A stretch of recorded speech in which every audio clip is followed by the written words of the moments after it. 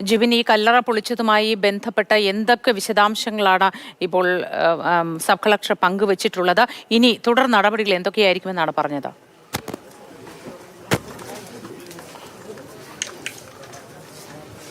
മൂത്തി ഈ ഒരു മൃതദേഹം പുറത്തെടുത്തത് സംബന്ധിച്ച് കുടുംബത്തിന്റെ ഭാഗത്ത് നിന്ന് മറ്റു പ്രശ്നങ്ങളൊന്നും ഉണ്ടാകാതിരിക്കാൻ സബ് കളക്ടറുടെ നേതൃത്വത്തിലും ഡിവൈഎസ്പിയുടെ നെയ്യാറ്റിൻകര ഡിവൈഎസ്പിയുടെ നേതൃത്വത്തിലും കുടുംബമായി വിശദമായി സംസാരിച്ചിരുന്നു.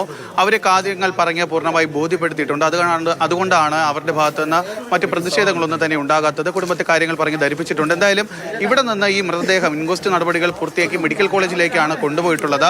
ഇനി മെഡിക്കൽ കോളേജിലാണ് പോസ്റ്റ്മോർട്ടം നടപടികൾ ഉണ്ടാകുക എന്നാണ് സബ് കളക്ടർ അറിയിച്ചത്. അതിനുശേഷമായിരിക്കും മറ്റ് തുടർ നടപടികളിലേക്ക് പോവുക എന്ന് കൂടിയാണ് ഇപ്പോൾ സബ് കളക്ടർ അറിയിച്ചിരിക്കുന്നത്. കുടുംബത്തെ ഈ കാര്യം അറിയിച്ചിട്ടുണ്ട്. അതായത് ഈ മൃതദേഹത്തിന് വലിയ കാലപ്പഴക്കം ഇല്ലാത്തതുകൊണ്ട് മെഡിക്കൽ കോളേജിൽ കൊണ്ടുപോയി പോസ്റ്റ്മോർട്ടം നടപടികൾ പൂർത്തിയാക്കാമെന്നാണ് കുടുംബത്തെ അറിയിച്ചത്. അപ്പോൾ അവിടേക്ക് കുടുംബം എത്തുകയാണെന്നുണ്ടെങ്കിൽ മൃതദേഹം ഈ പോസ്റ്റ്മോർട്ടം നടപടികൾക്ക് ശേഷം കുടുംബത്തിന് വിട്ടുകൊടുക്കുന്ന കാര്യത്തിൽ ഉൾപ്പെടെയുള്ള കാര്യങ്ങൾ തീരുമാനമുണ്ടാകും. കുടുംബം അവിടെ ചെന്ന് കഴിഞ്ഞാൽ ഈ പോസ്റ്റ്മോർട്ടം നടപടികൾ പൂർത്തിയാക്കിയിട്ട് കുടുംബത്തിന് തന്നെ മറ്റ് മൃതദേഹം എന്നാണ് സബ് കളക്ടർ അറിയിച്ചിരിക്കുന്നത്. ആ കാര്യങ്ങളൊക്കെ തന്നെ കുടുംബത്തെ കൃത്യമായി പറഞ്ഞ് ബോധിപ്പിച്ചിട്ടുമുണ്ട്. ഇനി ഇപ്പോൾ പോലീസിന്റെ കൃത്യമായ നിരീക്ഷണത്തിലാണ് ഈ ഗോപൻ സ്വാമിയുടെ കുടുംബമുള്ളത്. നമുക്ക് ദൃശ്യങ്ങൾ കാണാൻ സാധിക്കും. ഗോപൻ സ്വാമിയുടെ വീടിന്റെ അകത്തുൾപ്പെടെ പോലീസ്, വനിതാ പോലീസ് ഉൾപ്പെടെയുള്ളവർ ഈ ഒരു വീടിന്റെ അകത്തുണ്ട്.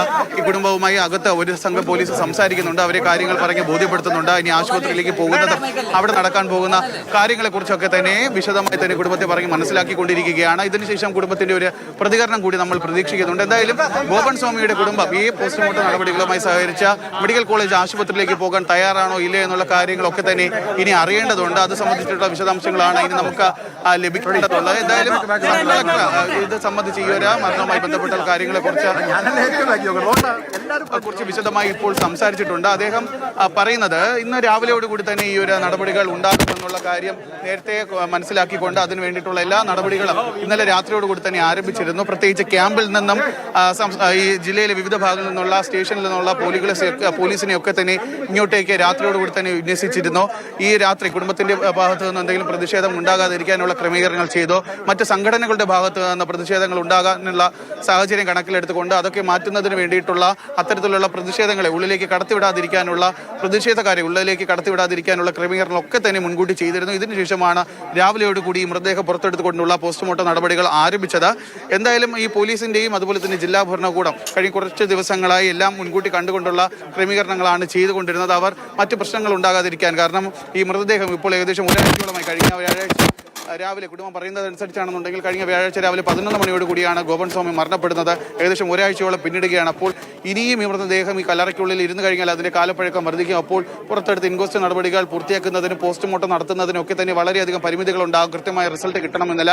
അതുകൊണ്ട് തന്നെ എത്രയും വേഗം ഈ ഒരു നടപടിക്രമങ്ങൾ പൂർത്തിയാക്കണമെന്ന് പോലീസിനും ആഗ്രഹമുണ്ടായിരുന്നു. അതിനു വേണ്ടിയിട്ടുള്ള ക്രമീകരണങ്ങൾ അവർ ചെയ്തിരുന്നു. പക്ഷേ ആദ്യ ദിവസം കഴിഞ്ഞ തിങ്കളാഴ്ച ഇവിടെ ഉണ്ടായ പ്രശ്നങ്ങൾ കണക്കിലെടുത്ത ഈ ഒരു സംഭവവുമായി ബന്ധപ്പെട്ട് ഇനി കൂടുതൽ പ്രശ്നങ്ങൾ ഉണ്ടാകാതിരിക്കാൻ, ഒരു കമ്മ്യൂണൽ പ്രശ്നങ്ങളൊന്നും തന്നെ ഉണ്ടാകാതിരിക്കാനും പ്രതിഷേധങ്ങൾ ഉണ്ടാകാതിരിക്കാനും വേണ്ടിയാണ് പോലീസ് ഇത്രയും ക്രമീകരണങ്ങൾ ചെയ്തത്. അതിനുള്ള ഒരു കാലതാമസം മാത്രമാണ് എടുത്തത്.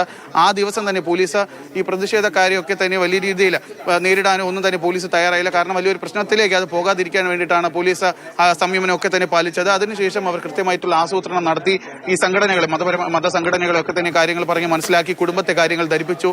കാരണം ഇവിടെ ഒരു മരണം നടന്നിട്ടുണ്ട്. അപ്പോൾ ഒരു മാൻ മിസ്സിംഗ് കേസ് രജിസ്റ്റർ ചെയ്തിട്ടുണ്ട്. അതുകൊണ്ട് ഈ കല്ലറ തുറന്ന് പരിശോധിക്കണം. കാരണം ഗോപൻ സ്വാമിയുടെ മൃതദേഹം അതിന്റെ അകത്ത് ഉണ്ടോ എന്ന കാര്യത്തിൽ ഉറപ്പാകണം. അങ്ങനെ ഉണ്ടെങ്കിൽ തന്നെ ഗോപൻ സ്വാമി കുടുംബം പറയുന്നത് പോലെ തനി അവിടെ ചെന്നിരുന്ന് മരിച്ചതാണോ, അവിടെ ഇരുന്ന് സമാധിയായതാണോ, അല്ലെങ്കിൽ വീട്ടിൽ വെച്ച് മരണപ്പെട്ടതിന് ശേഷം അദ്ദേഹത്തിന്റെ മൃതദേഹം അവിടെ കൊണ്ട് പോയി വച്ചതാണോ, അല്ലെങ്കിൽ നാട്ടുകാരിൽ ചിലർ സംശയം പ്രകടിപ്പിക്കുന്ന പോലെ ഇതിൽ എന്തെങ്കിലും അസ്വാഭാവികത ഉണ്ടോ എന്നുള്ള കാര്യത്തിനൊക്കെ തന്നെ കൃത്യമായിട്ടുള്ള ഒരു മറുപടി ലഭിക്കേണ്ടതുണ്ടായിരുന്നു. അതുകൊണ്ടാണ് പോലീസിന്റെ റിപ്പോർട്ട് അനുസരിച്ച് ജില്ലാ ഭരണകൂടം കഴിഞ്ഞ തിങ്കളാഴ്ച രാവിലെയോടുകൂടി തന്നെ ഈ ഒരു കല്ലറ പൊളിച്ച മൃതദേഹം പുറത്തെടുത്ത് പരിശോധിക്കണമെന്നുള്ള ആ ഒരു ഉത്തരവിറക്കിയത്. ആ ഒരു ഉത്തരവുമായിട്ടാണ് ഇവിടെ പോലീസ് എത്തി. നെയ്യാറ്റിൻകര ഡിവൈഎസ്പിയുടെ നേതൃത്വത്തിൽ പ്രത്യേകിച്ച് സബ് കളക്ടർ ഉൾപ്പെടുന്ന ഒരു സംഘം ഇവിടെ എത്തി കല്ലറ പൊളിക്കുന്നതിന് വേണ്ടിയിട്ടുള്ള നടപടികൾ ആരംഭിച്ചത്. ആദ്യഘട്ടത്തിലൊക്കെ തന്നെ കുടുംബത്തിന്റെ ഭാഗത്ത് നിന്ന് മാത്രമാണ് പ്രതിഷേധങ്ങൾ ഉണ്ടായിരുന്നത്. പക്ഷേ അതൊക്കെ തന്നെ പോലീസിന് നിയന്ത്രിക്കാവുന്നതായിരുന്നു. പോലീസിന്റെ നിയന്ത്രണത്തിലായി തന്നെയായിരുന്നു കാര്യങ്ങൾ. പക്ഷേ പിന്നീടാണ് പുറത്തു നിന്നുള്ള ഒരു സംഘം ആളുകൾ ഇവിടെ എത്തി ഇവിടെ ഇത് ആചാര ലംഘനം നടക്കുന്നു, അല്ലെങ്കിൽ മതപരമായ കാര്യങ്ങളിൽ പോലീസ് ഇടപെടുന്നു ഒക്കെ തന്നെ പറഞ്ഞുകൊണ്ട് അത്തരത്തിലൊരു പ്രതിസന്ധി ഉണ്ടാക്കുന്നു. തുടർന്നാണ് പോലീസ്, പ്രത്യേകിച്ച് ജില്ലാ കളക്ടർ ഇവരുമായി നേരിട്ട് സംസാരിക്കുന്നു, പ്രതിഷേധക്കാരുമായി സംസാരിക്കുന്നു. തുടർന്ന് ഈ നടപടിക്രമങ്ങളൊക്കെ തന്നെ